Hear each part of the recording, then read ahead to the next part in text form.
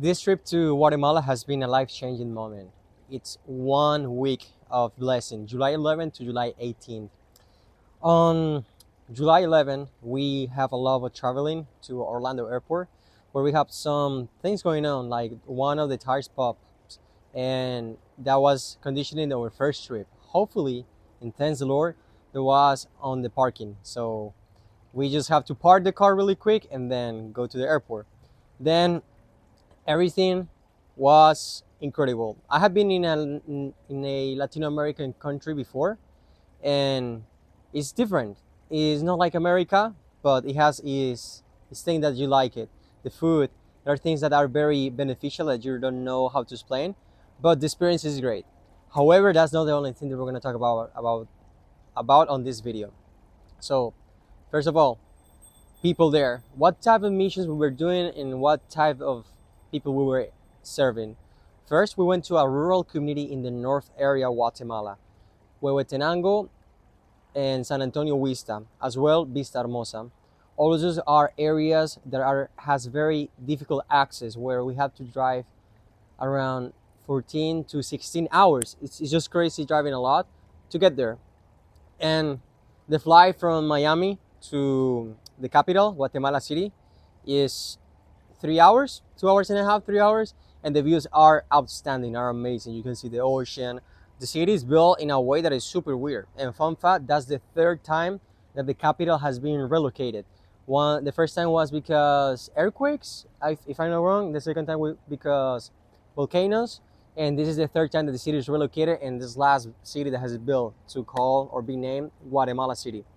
Now, when we got there to San Antonio Vista, the community there were so nice, helpful, kind, the best community ever that you can approach, because we have the heart of serving them, but also we wanted to connect with them.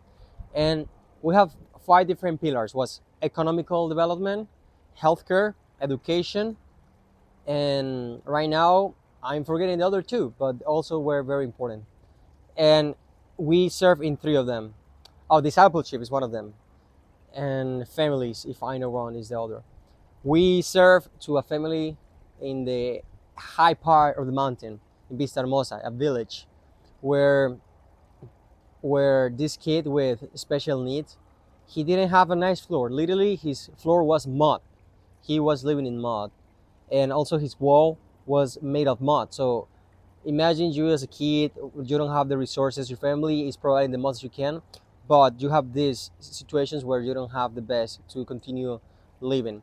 Thanks to 410 organization of 410 Bridge, this kid now is receiving some therapies that is helping in the well-being of his life, but also his house being impacted with those renovations that we made. We renovate the floor, we renovate the wall, and put out concrete. It was very hard because it's a narrow area to work on. The day before that, we worked in something called economic development.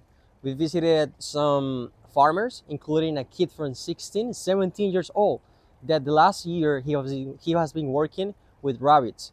He has been farming rabbits. He got two rabbits, two bunnies, and already have 36 different bunnies that are now producing more. So he can sell them and also get more income as a 17-year-old. As well, he is working with chickens, where he has these funny looking chickens that had like a feeder on the legs and looks like they were in pens. So they're super funny chickens, and he's able to sell them and also get some eggs. And now it's a community that is not only based on coffee plantations, because as I didn't mention before, all this area is the coffee area of Guatemala, and they were based economy on coffee. Now we're seeing different ways to continue producing, because coffee is in certain seasons of the year. Once the seasons are off, how are you gonna be living? How are you gonna produce money? And lastly, we visit the fish people, I would call them like that, but they have coffee plantations, different animals, and now they are implementing the fish farming. And we were helping to build two fish tanks for tilapias, and this is going to increase a lot the weight of production for this person, that now this whole community will have access to fresh fish, while in the past they have to wait for weeks or days to get fish from the coast. Now They don't have to wait for that, and they're consuming fresh and healthier fish. So those are just a few things that as doing we did. Now the part of sharing the gospel, we were able to talk to people, pray for them, listen to their needs, and listen. I think the most important part was listening to what was going on, because yes, you could just like give them money and figure out some stuff, but that's not the need of people. They want to be listened. They want to be feel part of something. They want to feel part of the Lord is looking out for them, and that's how we felt after the feedback. So this short-term missions is very eye-opener. It's not just a I'm gonna go there and have a fun time. Yes, it was fun because blessing people can be fun, but it's a lot of hard work, planning, and then physical work and mental work. My voice is a little bit overused. One of my co-workers on the missions is sick right now by a bacteria, but you know that the Lord job was made for us because we give our hearts to serve them. And surprisingly, a ton of people from different churches around America were also in the same date serving different areas of Guatemala. So I know this short mission trip were not just impact and leave, it's a long lasting changes that we're gonna be seeing in this family and communities, because one person decide to donate and then a group of people or a person decide to go.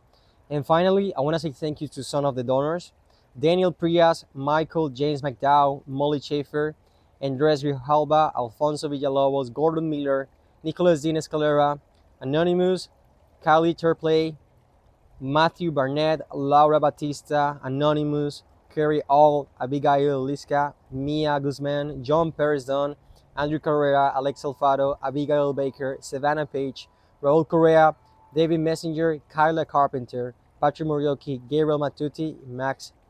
So thank you so much, guys, for being part of this, because all this ministry were able to be done and accomplished because your generosity and also someone doing it. And this is the report that we have back from Guatemala. I hope to continue partnering with you in future, and God bless you. Have a safe trip and have fun.